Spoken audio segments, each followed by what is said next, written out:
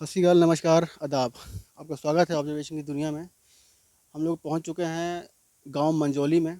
ये विधानसभा हल्का है कन्नौर और ज़िला पटियाला है। यहाँ पर रास्ते से गुजरते हुए हमको ये फ़िश फार्म दिखाई दिए और यहाँ पर हम लोग जानने के लिए आए हैं कि इसमें क्या प्रोसीजर है, कितना बेनिफिशियल है। परंपरागत जो खेती किसान करते हैं उनसे बेनिफिशियल है या नहीं है, किसानों को करनी चाहिए या नहीं करनी चाहिए, इसमें कितना लागत आती है, सब कुछ जानकारी लेंगे। हमारे साथ ओनर हैं इस फ़िश फार्म के। मेरा नाम कुलविंदर है जी। सर, ये जो फ़िश फार्म का जो सबसे पहले तो मुझे ये बताइए, आइडिया कहाँ से आया आपको?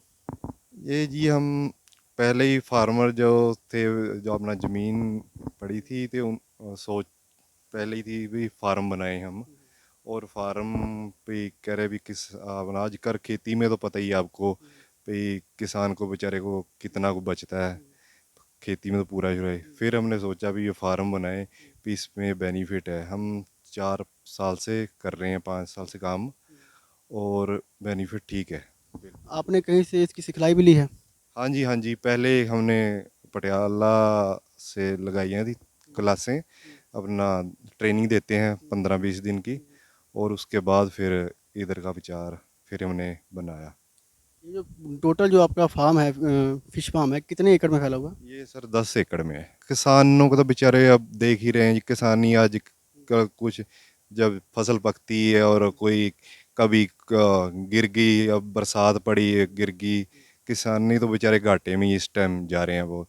और मेरी तो यही सोच है भी किसानों को भी थोड़ा सा इधर ये बिजनेस में इधर अपना फिश फार्म की तरफ ध्यान दे तो बहुत बढ़िया बिजनेस है।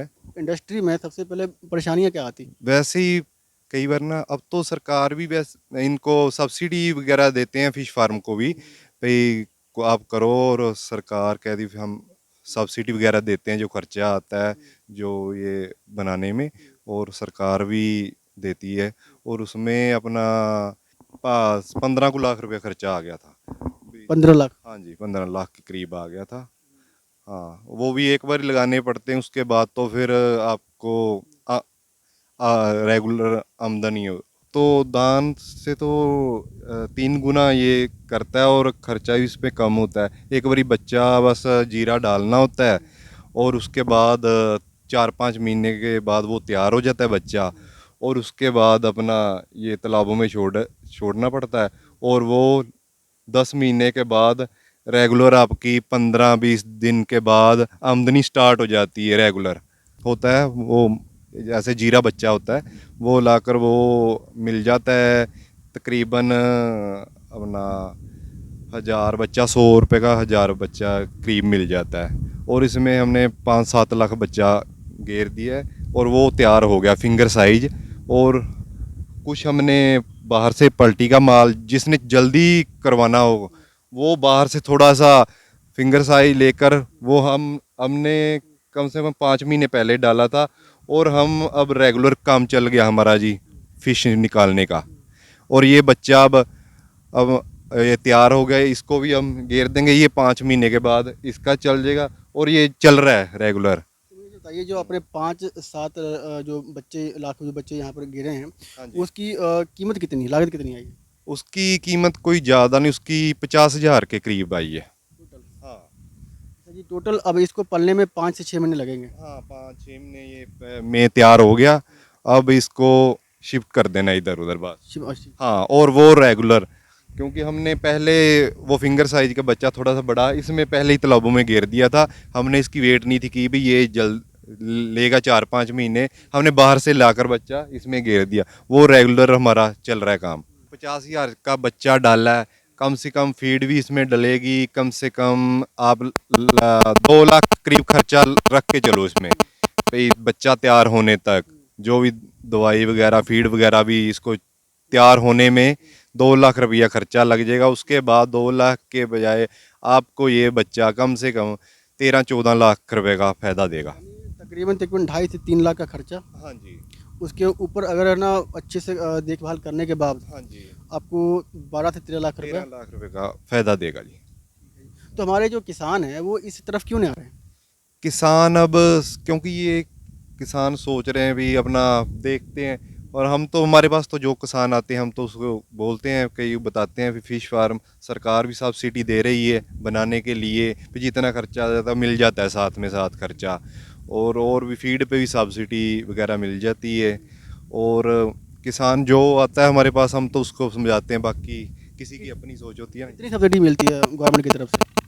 गवर्नमेंट के सबसे ये अपना 50-60 हज़ार रुपया 1 एकड़ के हिसाब से दे देते हैं वो। देते हैं वो? हाँ सब्सिडी। उसके लिए कुछ कागजात हाँ वगैरह कुछ? कागजात तो जरूरी हैं, वो अपनी ज़मीन की जो फर्द वगैरह सब कुछ नाम उन वो देनी पड़ती है उनको सब कुछ।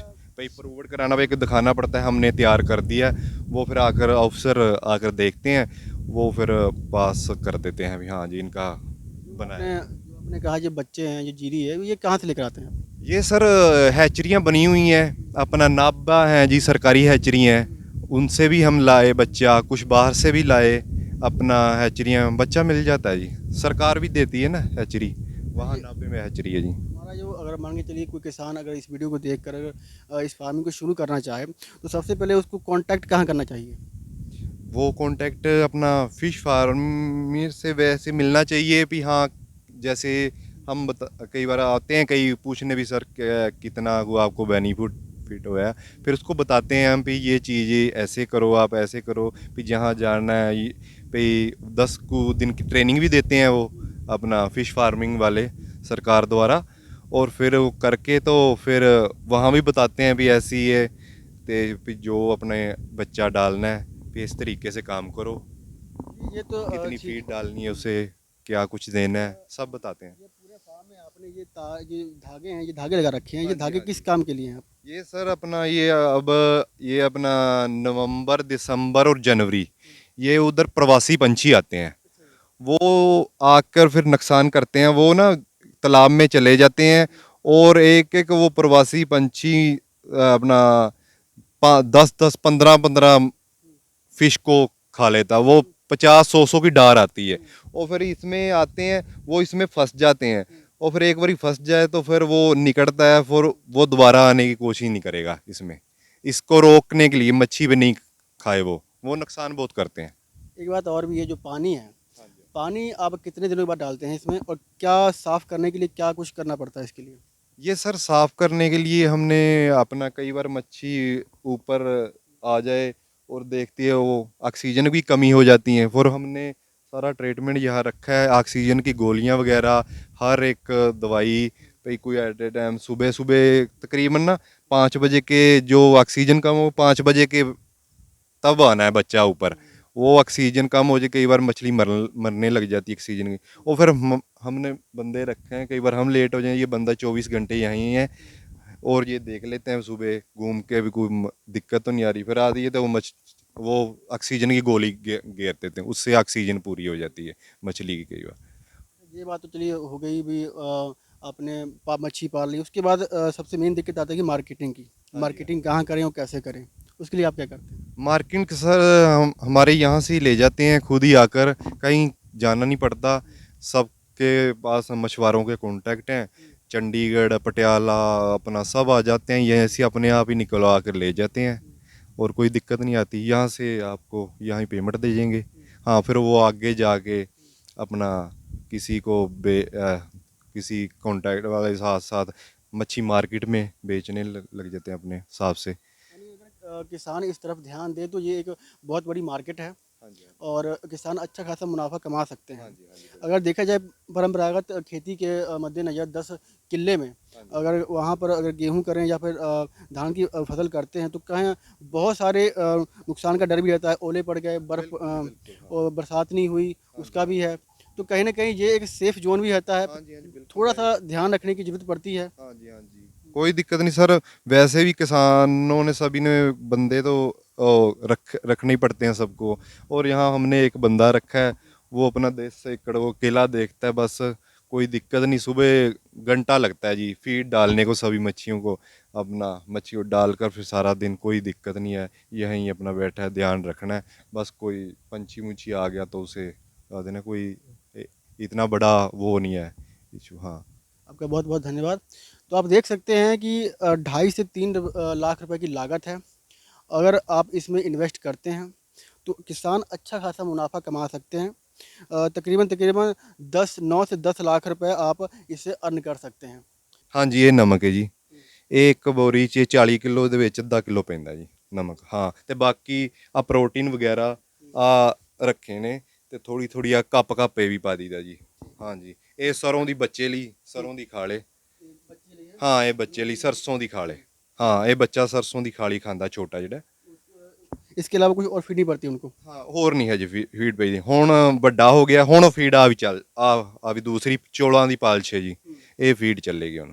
यानी बच्चे को जो जीरी है सिर्फ और सिर्फ यही चलेगी उसको। हाँ, बच्चा जो छोटा जब डालते हैं, और ये सरों की खली है, बस यही डलनी है, और कुछ नहीं जी बच्चे ने। बस जब बच्चा बड़ा होता है उसके बच्चा बाद बड़ा हो जाएगा, ये सरों की खल भी चलती रहेगी, और ये 5-7 किलो ये भी। ये सर हमें मिल जाती है 13 रुपये किलो के हिसाब से मिल जाती है। हाँ, नमक वगैरह भी आपको पता ही है। ये नमक तो नॉर्मल है ना। हाँ, नॉर्मल नमक, कोई दिक्कत नहीं है। और बाकी ये पैकेट वगैरह, ये कोई प्रोटीन के लिए भी ये पैकेट रखे हुए हैं। ये अपना ये फिश वगैरह के, ये बीच में कप कप डालते थे हम फिश का। हाँ, प्रोटीन जो कमी पेशी फिश की पूरी करता रहता है। हाँ जी, हाँ जी।